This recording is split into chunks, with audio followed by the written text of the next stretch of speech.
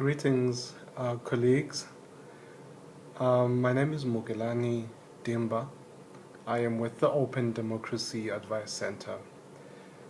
The Open Democracy Advice Center is a law center, non-profit organization that is based in South Africa, and we work specifically on issues of transparency, looking at access to information issues, looking at issues around protection of whistleblowers, that is, people that witness instances of wrongdoing, crime, and fraud in their workplaces, and our service is to provide them with legal support if and when they should decide to make those concerns public.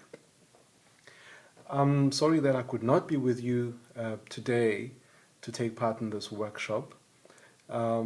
Unfortunately, it coincided with a different commitment that I had for the Right to Know Day, what we now call the International Right to Know Day on the 28th of September, which is celebrated throughout the world by access to information and transparency activists around the globe.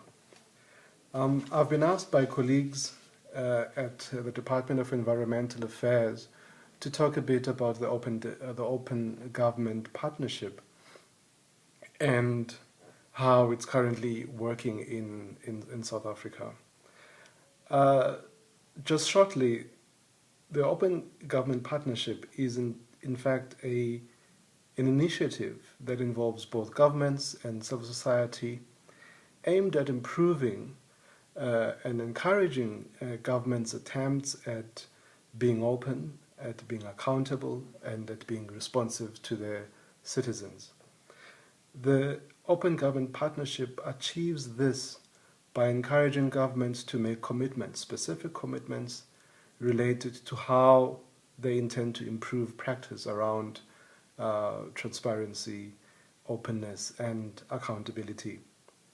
The partnership was formed in 2011, and South Africa is one of the 8 founding countries, one of the 8 founding members of the Open Government Partnership.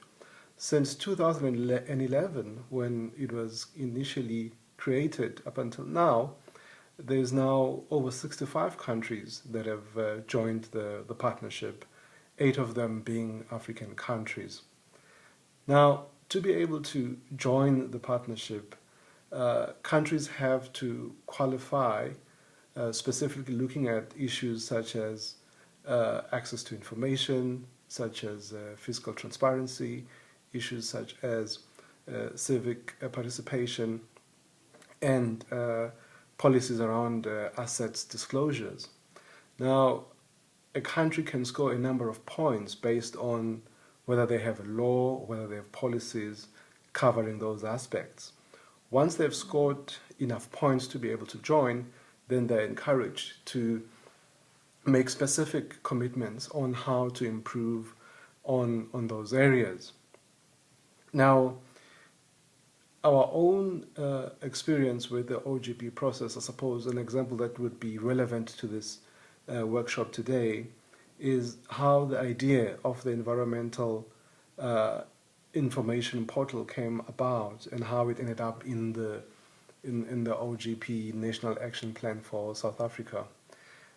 Really, the idea for the environmental information portal came as a result of observations by a number of activists, a number of officials in the environmental sector who were concerned about the limited access to reliable information regarding environmental issues. Could be a number of issues from environmental impact assessments all the way to water use rights, all the way to mining issues around mining licenses. There was a concern that there isn't a coordinated way of dealing with various data sets that are produced by a number of government agencies which have an impact on environmental issues. We do know that through the environmental impact assessment processes, a number of data gets generated. regarding environmental issues.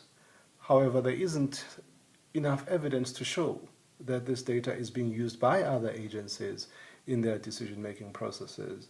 For example, agencies such as Statistics South Africa, such as the Department of Human Settlement, Department of Minerals and Resources, Department of Water Affairs. It does appear that agencies tend to run their own data sets and base their decision-making on those data sets. However, there seems to be a gap in the sense that there isn't a mechanism that allows agencies to access or share data sets so that information is shared amongst all agencies, and the decision making is based on considerations that reach far beyond each agency's data sets. Now, the other implication of this is that citizens themselves do not have access to reliable, credible information around issues such as, for example, mining licenses or any other decision, any other policy decision that might affect them in a significant manner. And so, with the run-up to the Rio +20 conference in Rio de Janeiro, which was celebrating the 20 years of the Rio Declaration, some of us approached the various government departments and made a request for a consideration of this issue, specifically asking for an analysis, an investigation into the feasibility of such an environmental data portal, which would serve as a coordination or coordinating mechanism amongst the various government departments and indeed members of the public, in order to better inform ourselves regarding issues that may affect us. And the idea finally reached consensus when it was adopted specifically as one of the commitments in terms of South Africa's first national action plan for OGP. And this is where we are right now. This is how the idea originated.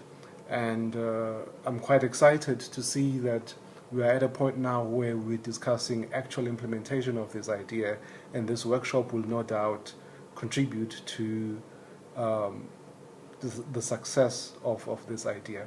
I wish you all the best in the deliberations, and I look forward to interacting with most, if not all of you, regarding the implementation of this very important project. Thank you very much.